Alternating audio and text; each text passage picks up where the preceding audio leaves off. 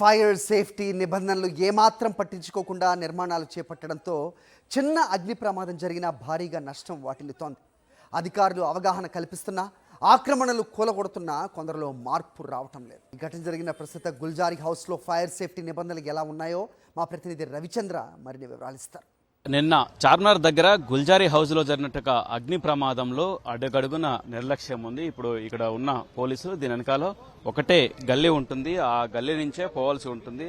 అక్కడ స్టెప్స్ ఉంటాయి, ఆ స్టెప్స్ నుంచి లోపలికి వెళ్లేట్టుగా విధంగా ఉంటుంది. అంటే ఫైర్ సేఫ్టీ నిబంధనలు ఎక్కడ పాటించలేదు, స్పష్టంగా తెలుస్తుంది. ఎలాంటి ప్రమాదిక హెచ్చరికలు జారీ చేసే విధంగా కూడా లేని విధంగా ఉంది.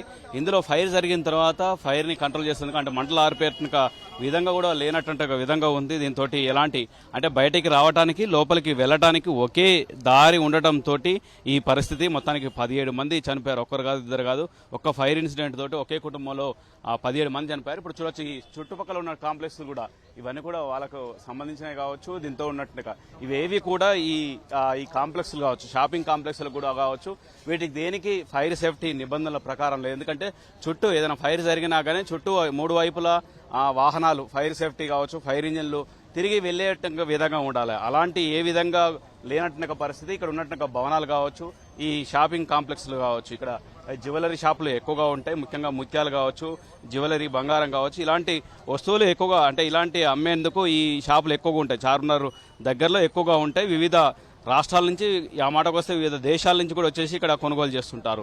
అంత రద్దీగా ఉండేట్టున్న ప్రాంతంలో చూడొచ్చు. ఇది గ్రౌండ్ ఫ్లోర్, ఇప్పుడు మనం చూస్తున్న గ్రౌండ్ ఫ్లోర్. దాని తర్వాత G+2 కూడా ఉంది. వెనకాల భాగంలో వాళ్ళు నివాసం ఉంటున్నారు.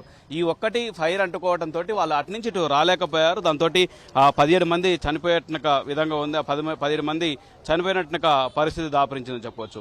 అంతే విధంగా అంటే రెసిడెన్షియల్ కమర్షియల్ భాగం ఈ విధంగా ఉండటంతో ఈ సంఘటన జరిగింది. ఎక్కడ కూడా ఖాళీ స్థలం కూడా లేకపోవడం, భవనం చుట్టూ అగ్నిమాపక సిబ్బంది తిరిగేట్టుగా విధానం లేకపోవడం, దాంతోపాటు వెలుపలికి వెళ్ళేట్టుగా మెట్లు కూడా లేకపోవడం, ఇవన్నీ కూడా చెప్పుకోవచ్చు. చూడొచ్చు, మనం ఒకసారి అటు చూపించండి. ఇక్కడ చార్మినార్ దగ్గరగా ఉంటుంది, రద్దీగా ఉన్నట్టుగా. అదే చార్మినార్కు కూతవేటు దూరంగా చాలా దగ్గర, ఒక 50 మీటర్లు ఉంటుంది, అంత దగ్గరగా ఉంటుంది. చార్మినార్కు దగ్గరగా ఉన్నట్టున్న ప్రాంతం, రద్దీగా ఉండేట్టున్న ప్రాంతం. ఎప్పుడు బిజీగా అంటే ఎప్పుడు ఇక్కడ బిజినెస్ కొనసాగుతుంది.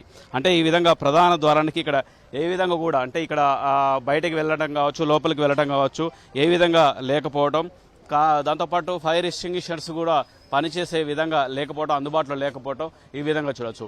అంటే ఇది ఒకటే కాదు, ఇదే పాత బస్తీ ఏరియాలో చాలా కూడా ఒక 10-20 గజాలుంటే ఇల్లు కట్టేస్తారు. దానికి ఒక ఫైర్ సేఫ్టీ నిబంధనలు ఉంటాయా, ఉండవా అని కూడా ఉండదు. దాంతో ఇరుకు గల్లీలో కూడా ఇండ్లు ఉంటాయి. ఏదైనా చిన్న ఫైర్ ఇన్సిడెంట్ జరిగితే వాహనాలు అంటే ఫైర్ ఇంజన్లు వెళ్ళడానికి కూడా ఇబ్బందిగా ఉంటుంది. మొత్తం పాత బస్తీలో చాలా వరకు అనుమతులు లేకున్నా ఈ విధంగా 10-20 గజాలలోనే ఇంటి నిర్మాణాలు చేస్తుంటారు. దానికి చుట్టూ ఎలాంటి సేఫ్టీ లేకుండా ఉంటుంది. ఈ చిన్న సంఘటనలు పెద్ద సంఘటనలకు దారితీసేట అవకాశాలు కూడా ఉంటాయి. ఎండాకాలం కావడంతో ఈ సమస్య మరింతగా ఉంటుందని చెప్పుకోవచ్చు. అయినా అంటే ఫైర్ సేఫ్టీ అధికారుల అనుమతులు లేకుండా, ఎలాంటి భవన అనుమతులు లేకుండా భవనం నిర్మించుకుంటారు. ఆ తర్వాత ఇలాంటి సంఘటనలు జరిగినప్పుడు ప్రాణ నష్టం, ఆస్తి నష్టం భారీగా చోటు చేసుకోవడానికి అది కూడా ఒక కారణం అని చెప్పుకోవచ్చు. పాత బస్తీలో చాలా చోట్ల ఇదే పరిస్థితి ఉంటుంది. ఇరుకు గల్లీలు, దగ్గర ఇండ్లు, 10-20 గజాల్లోనే G+1 కూడా కడుతుంటారు.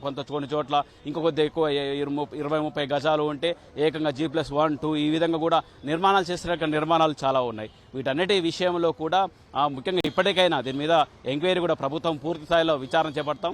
ఏ విధంగా జరిగింది, అసలు ఏసీ కంప్రెసర్ పేలటంతో ఈ సంఘటన జరిగిందా, లేకపోతే ఇంకేదైనా షార్ట్ సర్క్యూట్ అయిందా, మీటర్లో మంటలు వచ్చి ఈ విధంగా జరిగిందా, అసలు అంటే ఫైర్ అంటే ఏది ఎలక్ట్రిసిటీకి సంబంధించిన షార్ట్ సర్క్యూట్ తో జరిగిందా, లేదంటే ఇంకేదైనా కారణాలు ఉన్నాయనుకోవాలి. ఎందుకంటే తెల్లవారుజామున ఈ సంఘటన జరగడంతో ఇంకేదైనా కోణాల్లో ఈ ఫైర్ జరిగిందా అన్న కోణాల్లో కూడా ప్రభుత్వం విచారణ చేపడుతుందుకు సిద్ధమని చెప్పవచ్చు. మొత్తానికి మాత్రం ఒక ఫైర్ ఇన్సిడెంట్, ఒక అగ్ని ప్రమాదం 17 మంది ప్రాణాలను బలి తీసుకుందని చెప్పుకోవచ్చు.